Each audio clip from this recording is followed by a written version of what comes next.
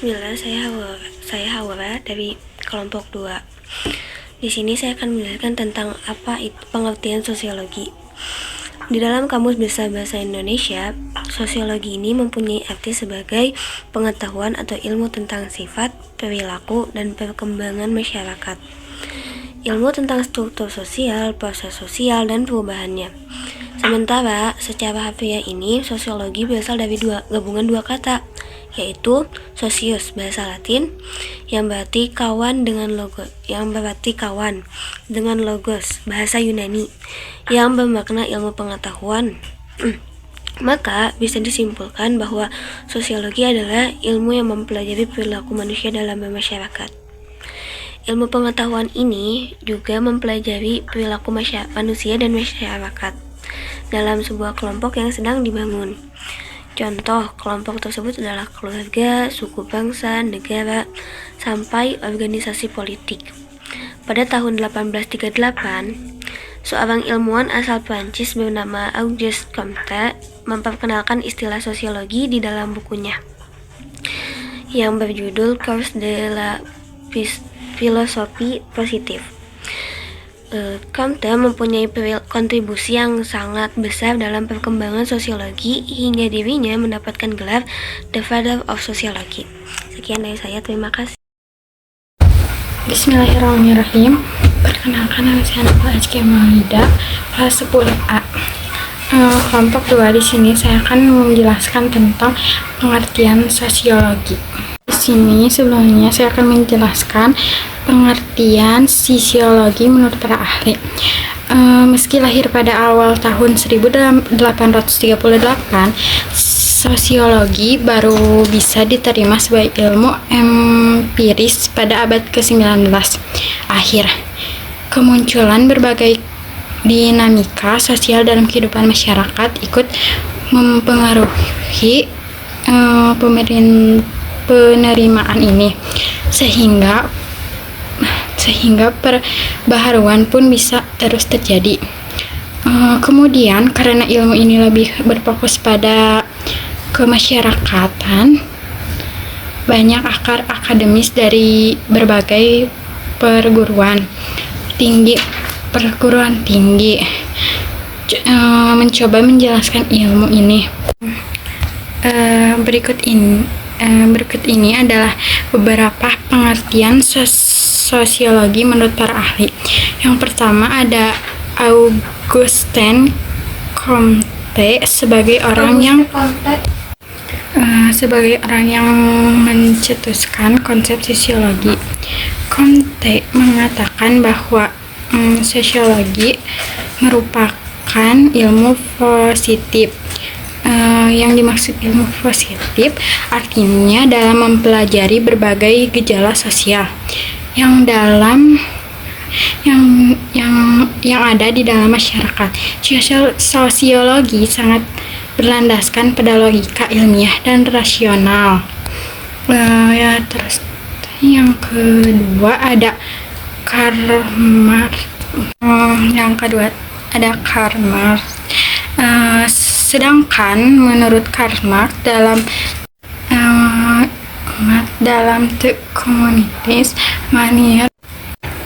Manifesto mempercayai bahwa sosiologi bisa melawan penindasan dan melahirkan masyarakat tanpa kelas.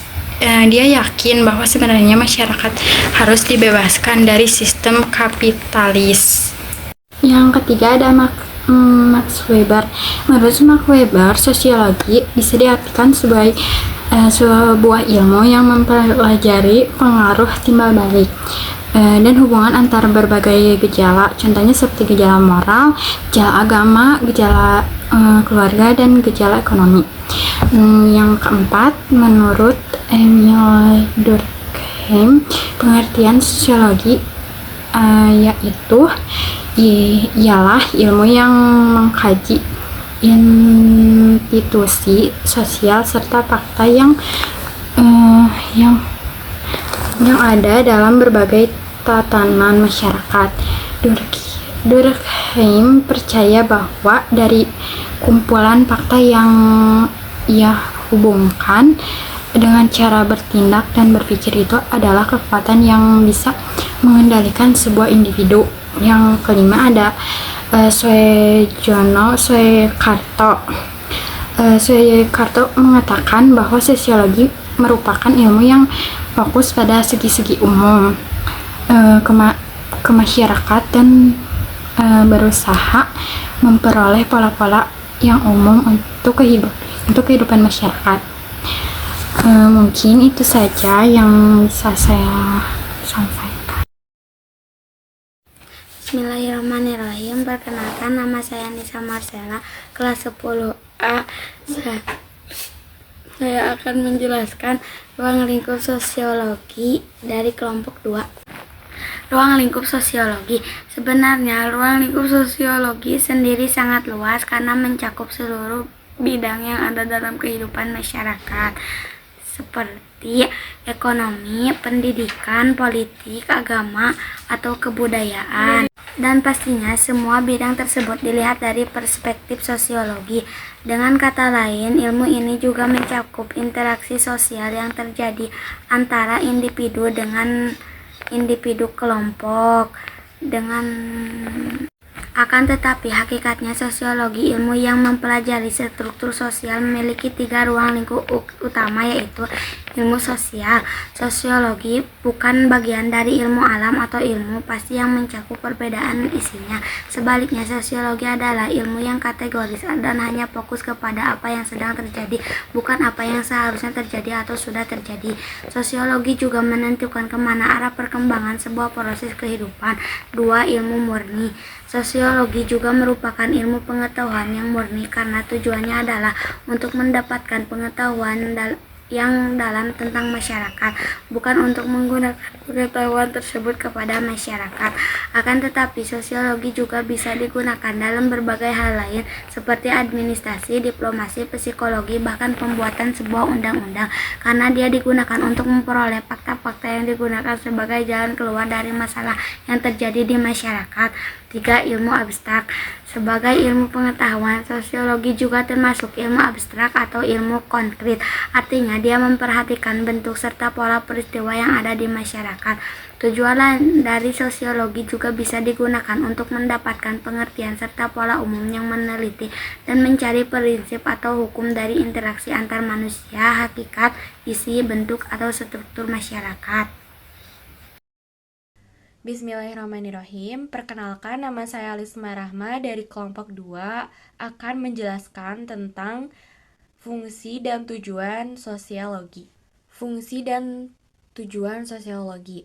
Sosiologi memiliki tujuan pokok meningkatkan kemampuan manusia dalam menyesuaikan diri dengan lingkungan hidupnya.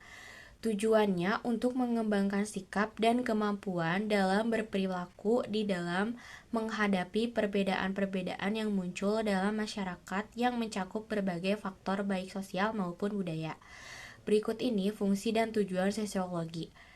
Pertama, perencanaan sosial. Perencanaan sosial merupakan kegiatan untuk mempersiapkan masa depan individu di masyarakat. Perencanaan sosial bersifat antisipatif, artinya bersifat mencegah dan mempersiapkan untuk sesuatu yang mungkin terjadi. Tujuannya untuk mengatasi kemungkinan munculnya masalah-masalah saat terjadinya perubahan. Dan fungsinya adalah: yang pertama, memahami perkembangan masyarakat baik desa maupun kota sehingga proses penyusunan perencanaan sosial dapat dilakukan. Kedua, sebagai alat untuk mengetahui perubahan yang terjadi di masyarakat. Ketiga, sebagai alat untuk mengetahui perkembangan masyarakat sehingga dapat menghimpun kekuatan sosial di masyarakat. Kedua, penelitian dalam sosiologi. Penelitian berguna untuk memberikan gambaran mengenai kehidupan masyarakat. Kegiatan penelitian dalam sosiologi biasanya mengkaji berbagai gejala yang ada di masyarakat. Tujuannya untuk mencegah kenakalan remaja dan mengatasi masalah pengangguran maupun meningkatkan rasa solidaritas antar warga yang kian memudar. Kedua, untuk memahami pola tingkah laku manusia di masyarakat. Ketiga, untuk bersikap hari-hari dan selalu berpikir rasional. Ketiga, pemecahan. Masalah sosial yang ada di masyarakat berkaitan dengan nilai-nilai dan lembaga kemasyarakatan. Disebut masalah sosial karena dapat mengganggu keharmonisan di masyarakat. Nah, jadi itu ya teman-teman penjelasan tentang pengertian sosiologi dan fungsinya. Semoga apa yang kita sampaikan ini bermanfaat bagi teman-teman semua. Terima kasih telah menonton videonya. Mohon maaf jika ada kesalahan. Ditutup saja dengan doa Rabbana atina fid dunya hasanah wa fil akhirati hasanah wa qina azabannar. Wassalamualaikum warahmatullahi wabarakatuh.